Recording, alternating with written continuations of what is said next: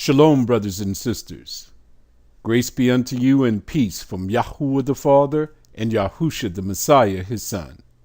This is Brother David coming to you again to bring you Forgeries in the Bible. We're reading from John chapter 3. Our text is verse 16, and this is part 1. Now we all know this, for God so loved the world that he gave his only begotten Son, that whosoever believeth in him should not perish, but have everlasting life. This is a contradiction. The Father says he loves Israel. The Messiah says he's only come for the lost sheep of the house of Israel. How did it get in the Bible for God so loved the world? Where did this come from? Do you know that there is so many contradictions that are in the Bible, and most of them have to do with salvation, brothers and sisters? Do you see how the enemy is working? So that's where we're going to put our microscope on everything that has to do with salvation. Now let's just check out to see if God, or the Mighty One, YAHUAH, if he loves the whole world. John chapter 3, verse 1 to 3. There was a man of the Pharisees named Nicodemus, a ruler of the Jews. Now you know that the Pharisees and the Sadducees, there were two separate sects. The Pharisees believed in resurrection. They believed in life after death. They believed in most of the things that we believe in today. But the Sadducees didn't believe in any of those things. They dismissed them altogether.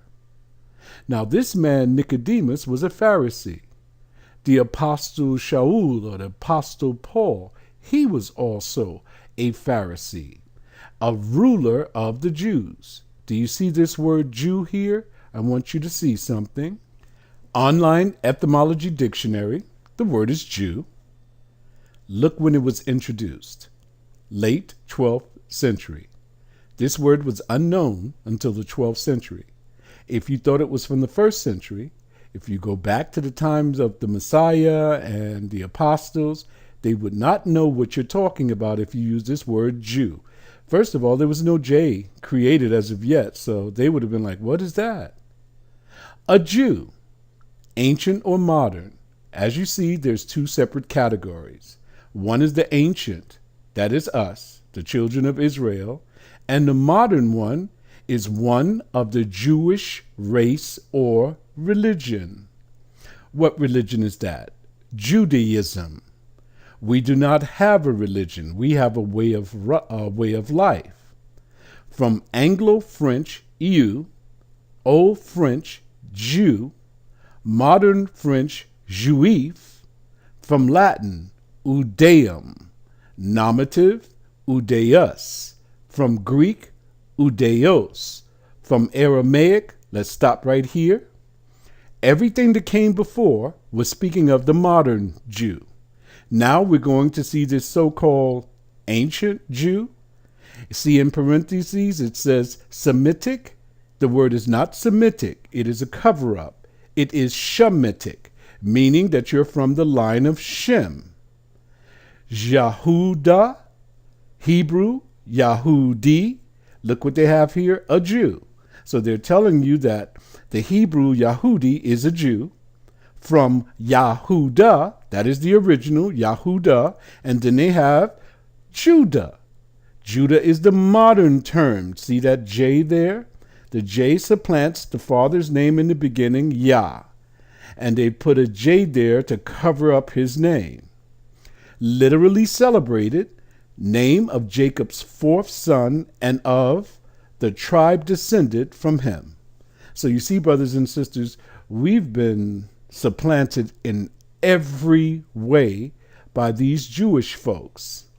So once you turn back to here, you see that Nicodemus was a ruler of the Jews, or a ruler in Judea of the tribe of Yahudah. Verse 2.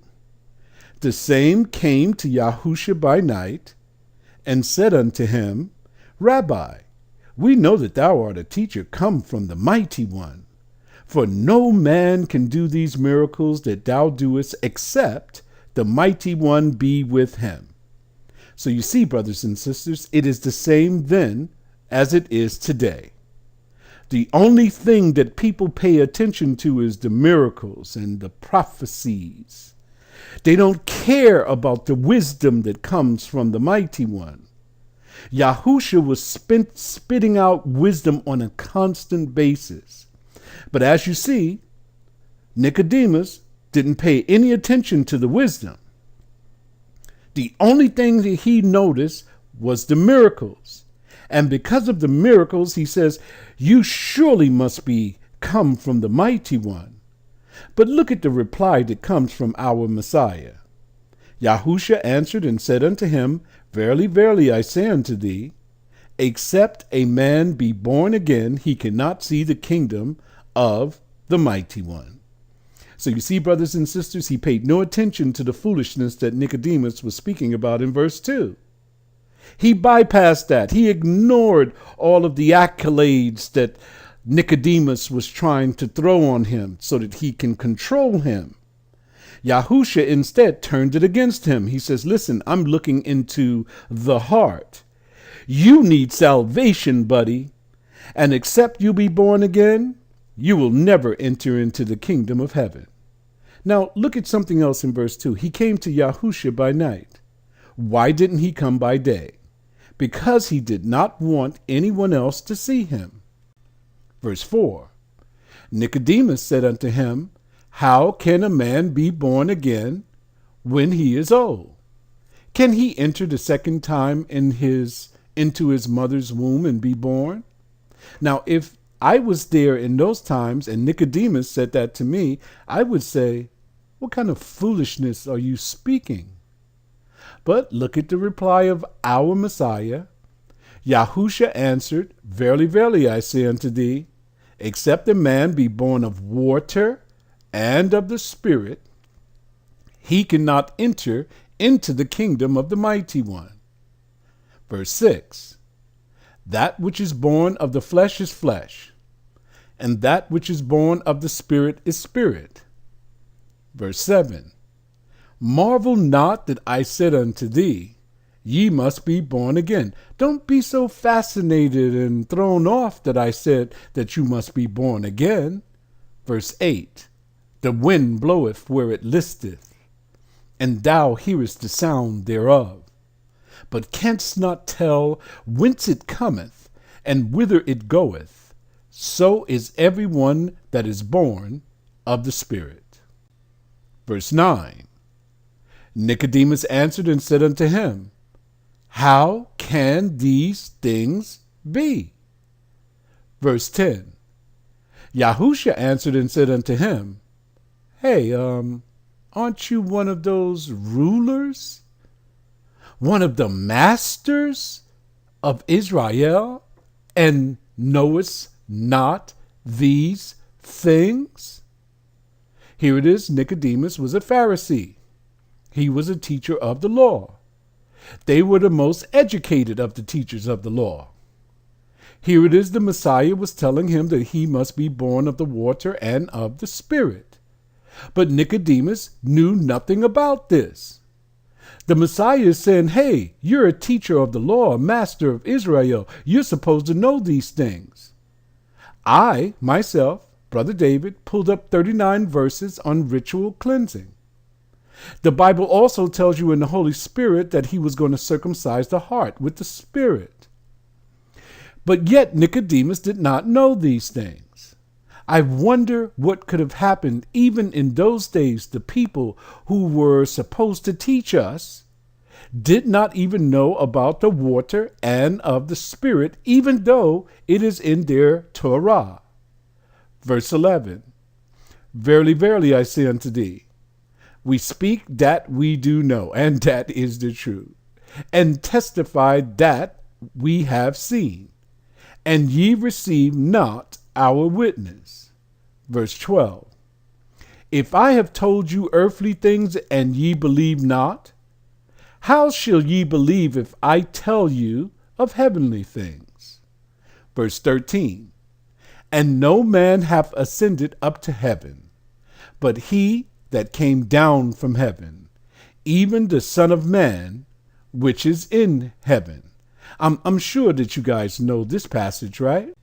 Proverbs chapter 30, verse 4. Who hath ascended up into heaven or descended? Who hath gathered the wind in his fist? Who hath bound the waters in a garment? Who hath established all the ends of the earth? What is his name, and what is his son's name? If thou can tell. His son is the one who came down from heaven, brothers and sisters. You see how this Bible is set up? So that you can always go back to the Old Testament and see what the Messiah was referring to when he made these statements. Merriam Webster. The word that I want to bring across to you today is typology. Look at the definition. 1. Study of or analysis or classification based on types or categories. 2.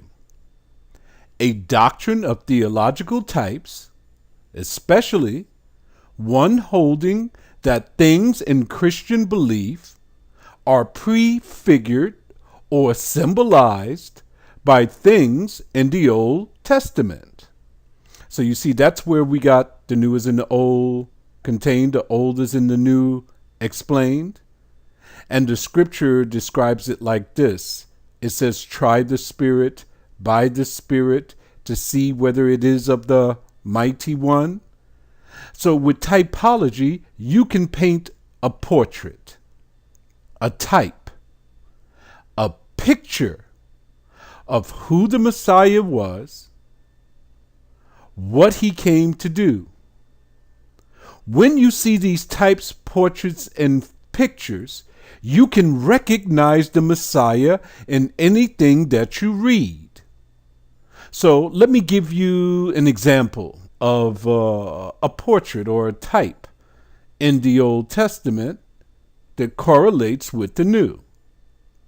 As Jonah was in the belly of the fish 3 days and 3 nights, so also shall the Son of Man be in the heart of the earth 3 days and 3 nights.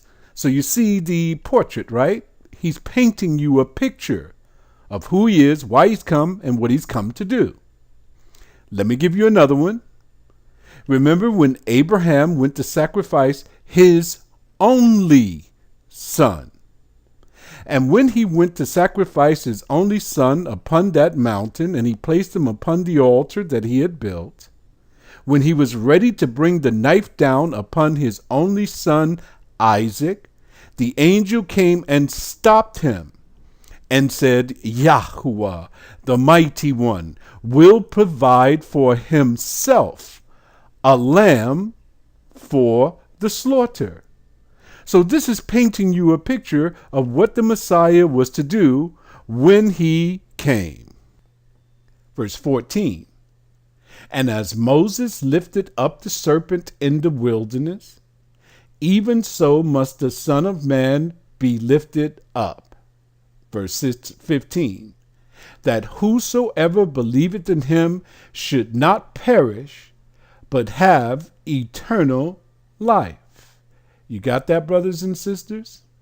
Here in John chapter 3, the Messiah says, go check out Moses lifting up the serpent in the wilderness.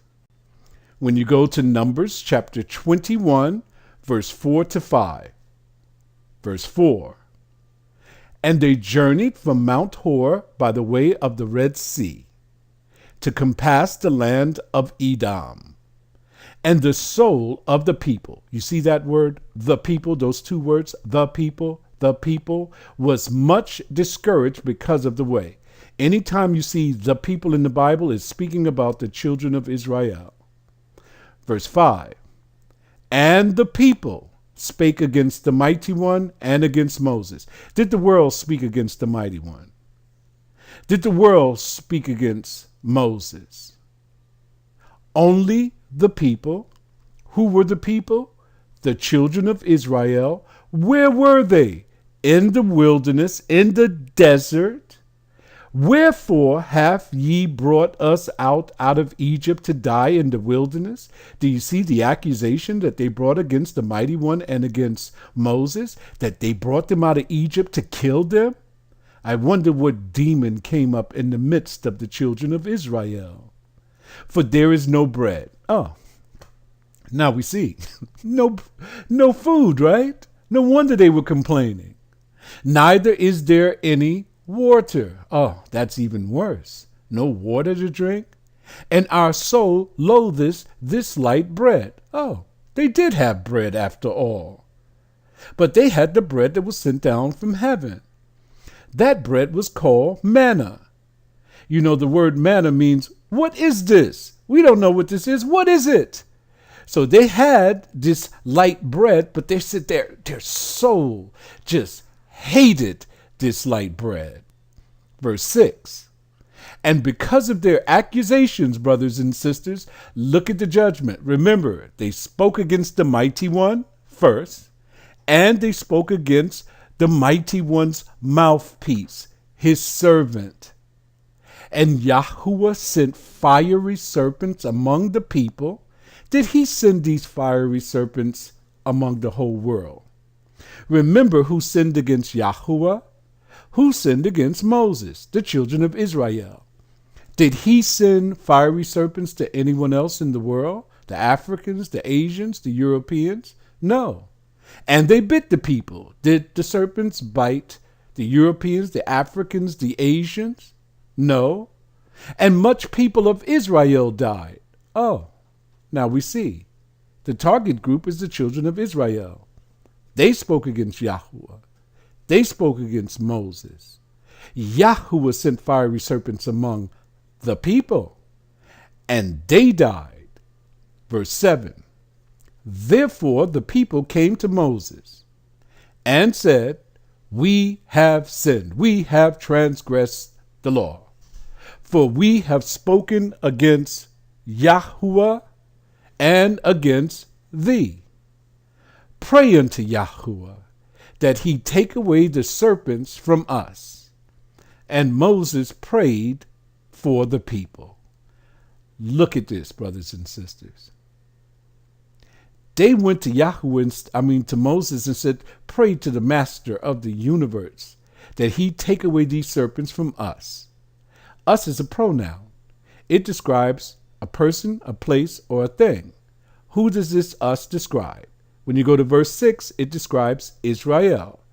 Much people of Israel died. And Moses prayed for the people. We know that the people are Israel. Who did Moses pray for? Did he pray for the world?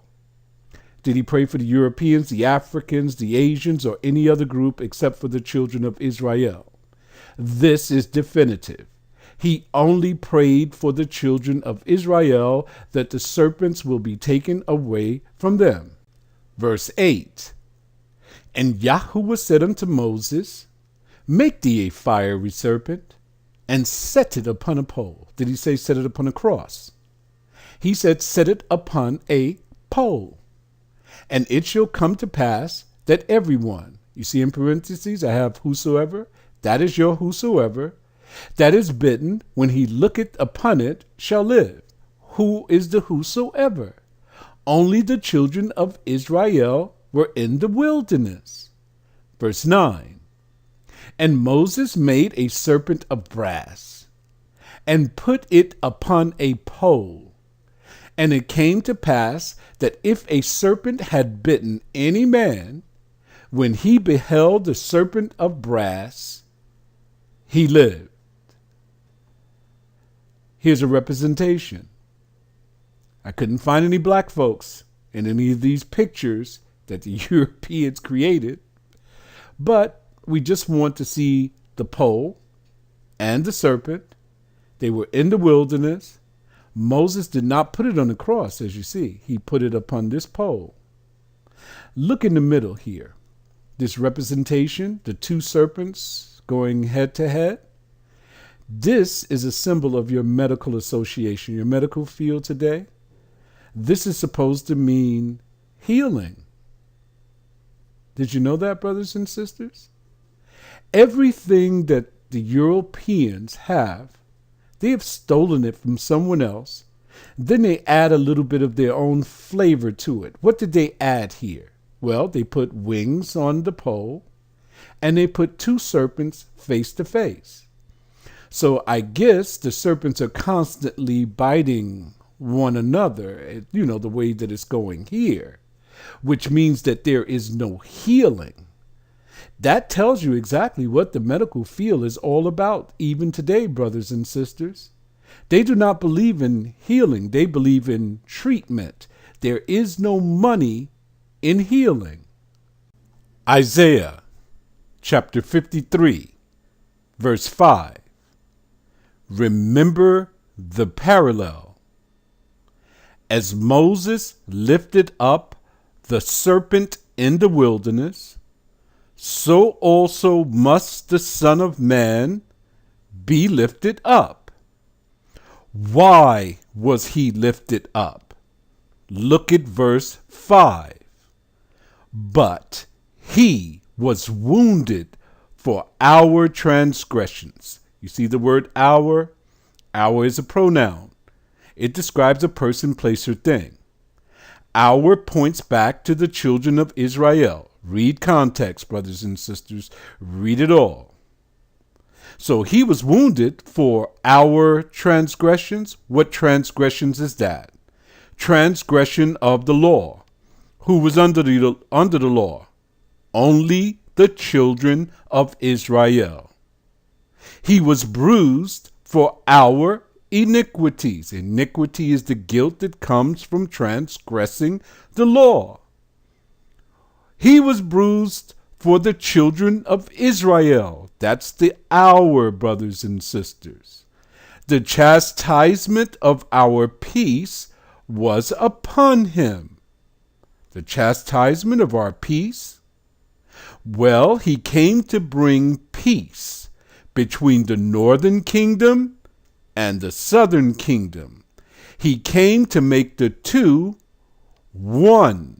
He came to destroy the enmity, the hatred that was between us, and with his stripes we are healed. Remember, Moses lifted up the serpent in the wilderness, and whoever looked upon the serpent was healed. Whoever accepts our Messiah is healed, brothers and sisters. This is typology.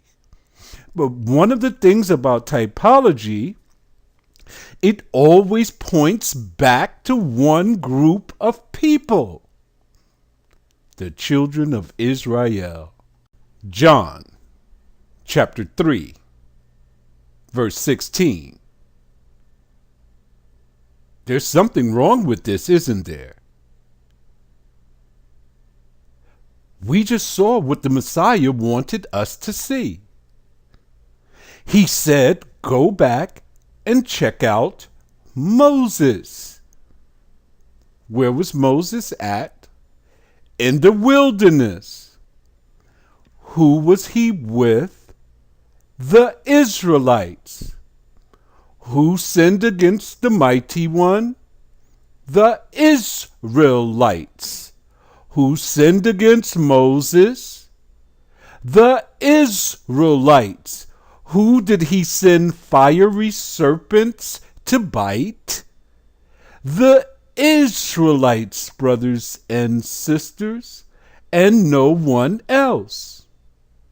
That's what typology is all about. It paints you a beautiful portrait, type, picture, figure of who the Messiah was, why he came for the children of Israel, and what he came to do. Continue to part 2.